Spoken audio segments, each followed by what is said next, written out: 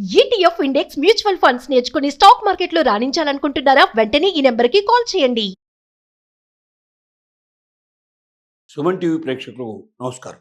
త్వరలోనే వెండికి కూడా hall marking ప్రక్రియను ప్రారంభించబోతున్నాం. బంగారం రేటు ఒకవైపున పెరుగుతూ ఉంటే మరోవైపున శరవేగంతో వెండి రేటు కూడా దాంతో పోటీ పడుతూ పెరుగుతోంది.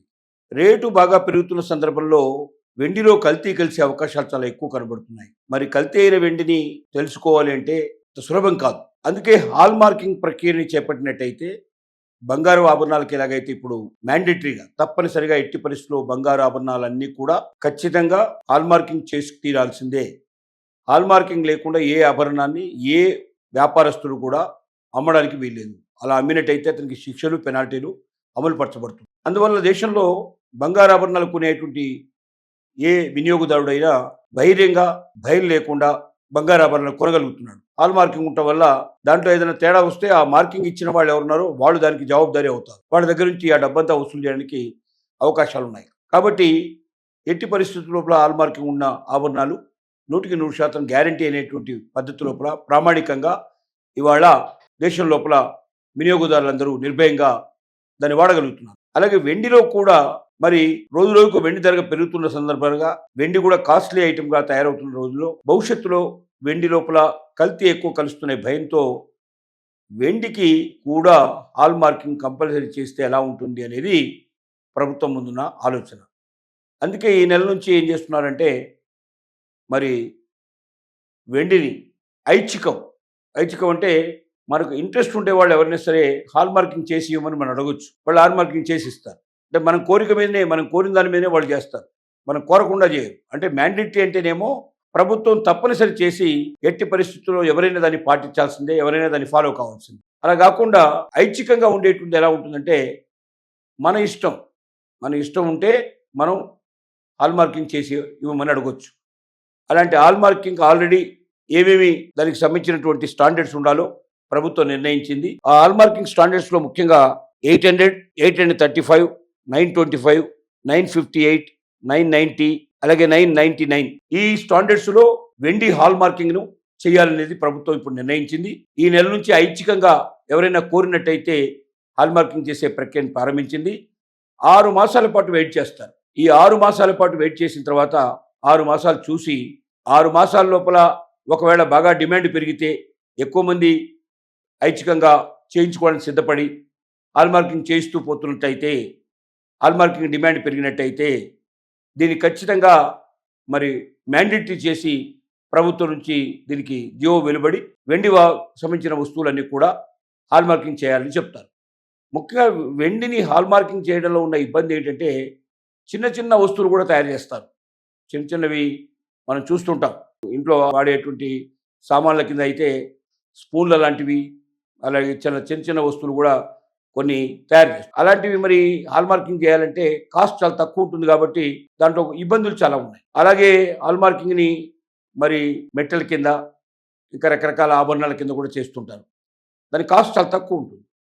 తక్కువ ఉండేటువంటి కాస్ట్ ఉన్నటువంటి ఆభరణాలకి హాల్ మార్కింగ్ చేయాలంటే హాల్ మార్కింగ్ ఛార్జెస్ ఎక్కువ పడుతుంది. అప్పుడు వినియోగదారుడు తట్టుకోవడం చాలా కష్టం అవుతుంది.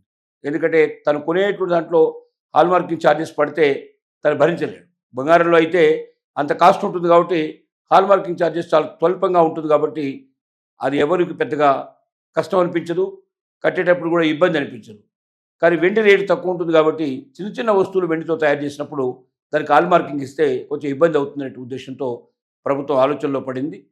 కానీ రోజుకు వెండి రేటు పెరుగుతుంది కాబట్టి ఇంకా ఎక్కువ రేటు పెరిగినప్పుడు తప్పనిసరిగా దాంట్లో కల్తీ ఎక్కువ కలిసే అవకాశాలు ఉంటాయి. కాబట్టి కల్తీ వస్తువులు తీసుకొని కస్టమర్ బాధపడేదానికన్నా హాల్ మార్కింగ్ చేసుకొని నిర్భయంగా వస్తువులు కొనుక్కోవడానికి సిద్ధపడతాడు. కాబట్టి ఈ నెల నుంచే పలుకుతున్న ప్రక్రియని ఐచ్ఛికంగా అయినా సరే వెండి తీసుకునే వాళ్ళు ఎవరైతే ఉంటారో వాళ్ళందరూ డిమాండ్ చేసి మాకు కావాలి హాల్ మార్కింగు, వెండికి కూడా హాల్ మార్క్ చేసి ఇవ్వండి అని అడగడం ప్రారంభిస్తే ఎక్కువ మంది వాయిస్ వినిపిస్తే ఎక్కువ మంది ముందుకు వస్తే తప్పనిసరిగా దీన్ని మ్యాండేటరీ చేస్తారు.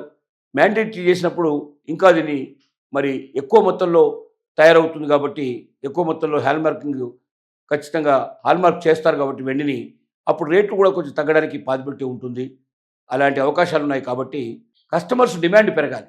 పెరిగితే ఇది సాధ్యమవుతుంది. అలాగే ఎలక్ట్రానిక్ వెహికల్స్ కూడా ఇంతకుముందు ప్రామాణికత లేదు. మరి దాన్ని స్టాండర్డైజ్ చేయలేదు. ఇప్పుడు ఎలక్ట్రానిక్ వెహికల్ ఛార్జింగ్ చేసేటువంటి ఛార్జింగ్ స్టేషన్స్ కూడా దానికి ప్రామాణికత ఏర్పాటు చేశారు కాబట్టి ఇక నుంచి భవిష్యత్తులో ఎలక్ట్రానిక్ వెహికల్స్ ఎక్కువగా కొనే అవకాశాలు ఉంటాయి. ఎందుకంటే ప్రామాణపూరితంగా ఏదైతే ఉంటుందో అలాంటి ఎలక్ట్రికల్ ఛార్జర్లో ఛార్జింగ్ చేసుకున్నట్టయితే ఎలక్ట్రిక్ వెహికల్ భద్రంగా ఉంటుంది.